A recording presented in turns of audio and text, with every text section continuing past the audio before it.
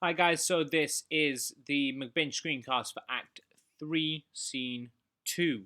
And it's quite a short scene, but it's a hugely important scene for a lot of reasons, which I'll talk through in this screencast. So make sure you have your scripts with you and something to annotate. I'm going to dive right into it. This scene is almost entirely Lady Macbeth and Macbeth, apart from a servant at the very beginning talking to one another, and it's an important scene for exploring the development of their relationship after they have now become king and queen. And I want, just before we start talking about the language in the scene, you to think about what we've seen of their relationship thus far, right? In Act 1, we've seen the introduction of them as a team, as my partner in greatness, as our very first lines of Lady Macbeth being actual Macbeth's words coming out of her mouth, as the very first thing Macbeth does is writing a letter to his wife, as them working together, hand in hand, to kill the king. Yes, it's been a bit combative at points. Yes, they had that argument where Lady Macbeth had to kind of like shame Macbeth into doing it. But she knew that from the beginning. It's almost part of their relationship and it's part of what they do. It's part of the complexity of it, right? But at the end of the day, they're a team and they've done this together and they've become king and queen together, okay? In Act 2, we started to see Lady Macbeth have to kind of step in when Macbeth was getting a little bit crazy because he was overcome with the kind of guilt and grief of what he did, and she had to kind of faint and she had to kind of brush people away. But she was much better at kind of controlling that situation than Macbeth was. But still, once again, they worked as a team, they worked together, and they got through it, right? Now we see them as king and queen, and we see the two of them together. And Lady Macbeth says, "Is Banquo gone from court? Ay, madam, but returns again tonight."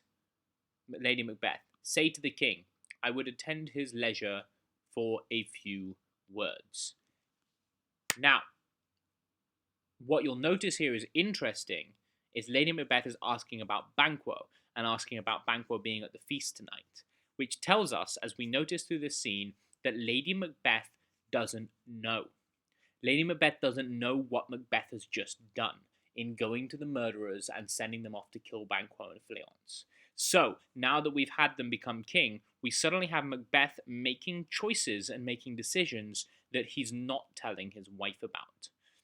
And we start to see Macbeth isolate himself from Lady Macbeth. I talked about isolation in the last scene. Isolate himself from Lady Macbeth and kind of be his own being in that sense. And we start to see that isolation as a theme running through the act. And that's the first time this happened. Remember, the first thing that happened in Act 1 when he found out from these witches was he wrote a letter to his wife. This is the first time where he's starting to not tell his wife everything. Okay?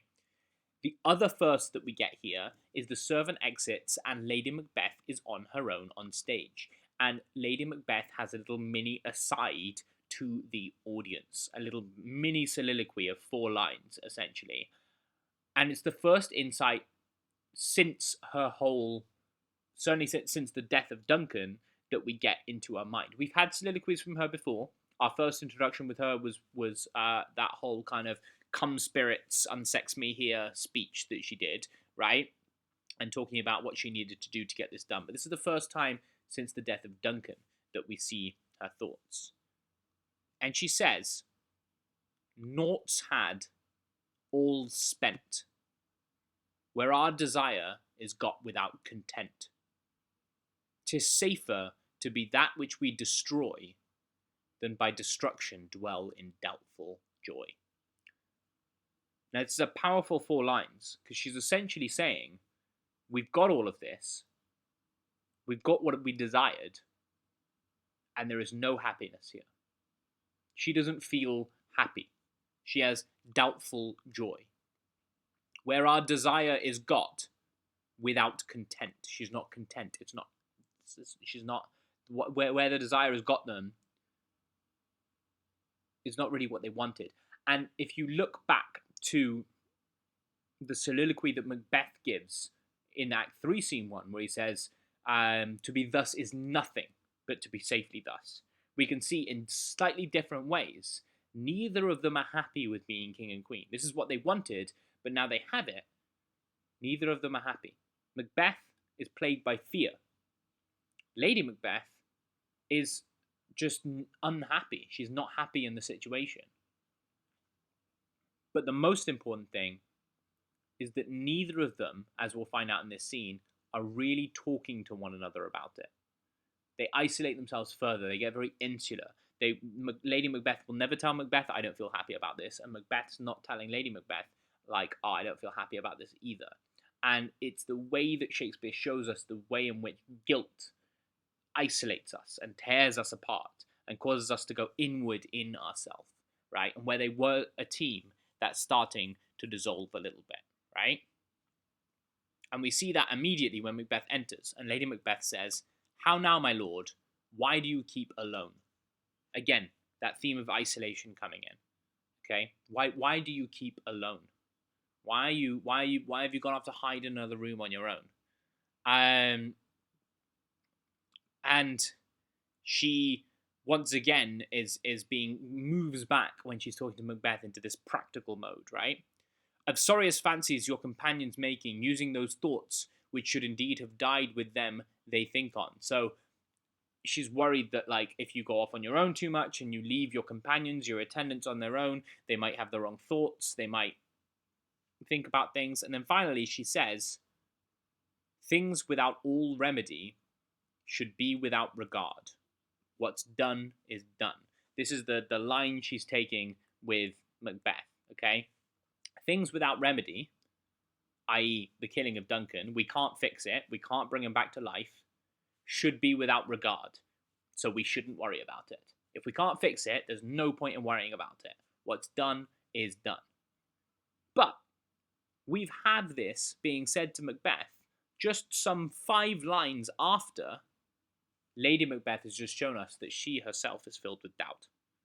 But she, because she's put on this persona of kind of manliness and all of that, and determination, she can't bring herself to admit it to Macbeth. So instead, she kind of says to Macbeth, oh, stop worrying about it. What's done is done. Even though deep down, she's worried too. And then Macbeth's fears now start to come out. We have scotched the snake, not killed it. She'll close and be herself, whilst poor Malice remains in danger of the former tooth. So he knows that there's still dangerous things around the corner. He talks about the affliction of these terrible dreams that shake us nightly. Better be with the dead, whom we, to gain our peace, have sent to peace, than on the torture of the mind to lie in restless ecstasy.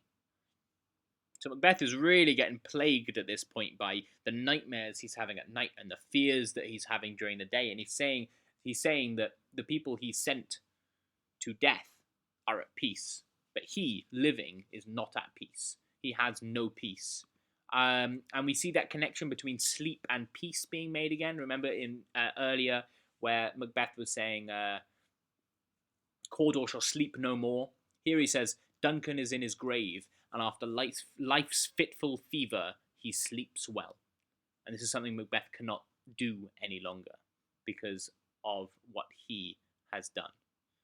And Lady Macbeth again is like, come on, gentle my lord, like, be bright and jovial, like, cheer up, basically.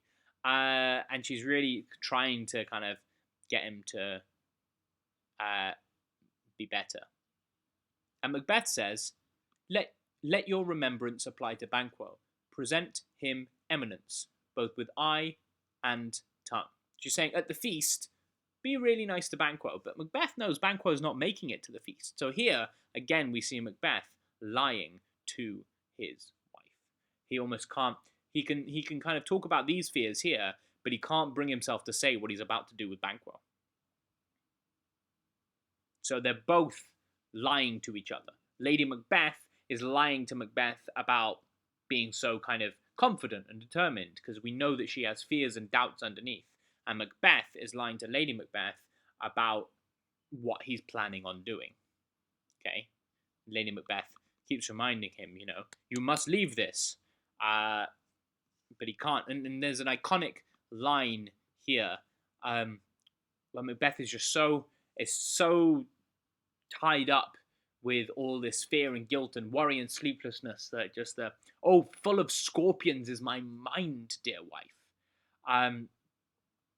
Full of kind of poison and full of all of these terrible things. And there's a lovely piece of kind of beastly, bestial imagery there, using that animal imagery to describe what's going on. So, ultimately, then, the scene ends with Lady Macbeth saying, "What's to be done?" and Macbeth saying, "Be innocent of the knowledge, dearest Chuck, till thou applaud the deed." So he's talking about killing Banquo here. And he says, "I'm not going to tell you till it's done, and then you'll be happy." So he's hiding what he's doing from Lady Macbeth. He seems to be wanting to keep her innocent, in a sense, which isn't really going to work. And then one of the last things he says is, things bad begun make strong themselves by ill. And this is a thing we'll explore later on in the act as they go forward. But it's the idea that if you're heading down a dark path, the only way you can keep going is by doing worse things. That there's no turning around. If you start something bad, the only way you can continue and make it stronger is by doing more bad things. And so Macbeth's kind of accepting that in his situation at the moment. And he's using that to justify his murder of Banquo. The last thing I want you to notice in this scene is particularly in this little speech at the end before Macbeth leaves and Lady Macbeth leaves, is the use of light and darkness. Okay? So he's talking about the night coming, right? And he wants the day to go away. He says, "Come, sealing night, scarf up the tender eye of pitiful day." So he wants the night to come and cover up the day. He says, "And with thy bloody and invisible hand, cancel and tear the pieces that great bond which keeps me pale." So he wants to get rid of the light. He wants to tear the light out. And this imagery of him cloaking himself in darkness and getting rid of light and hiding in the daytime and only coming out at night and things like that. This kind of gothic imagery really starts to take on from Macbeth as he starts to get more and more evil and more into the bad deeds that he did. So, key things in this scene: the dissolution of the relationship between Macbeth and Lady Macbeth. The fact that Shakespeare presents us two sides to them and presents us with a Lady Macbeth and Macbeth that are putting on pretenses with each other, not just with everybody else. In Act 1, they were putting on pretenses with everybody else, but being honest to each other. Now they're not being honest to each other because they don't trust each other, because nobody trusts anyone in this play anymore. And that's just showing the impact of what the guilt of what they've done has on them. Next scene, we will talk about the fantastic but short Act 3, Scene 3, and then a longer one for Act 3, Scene 4. See you later.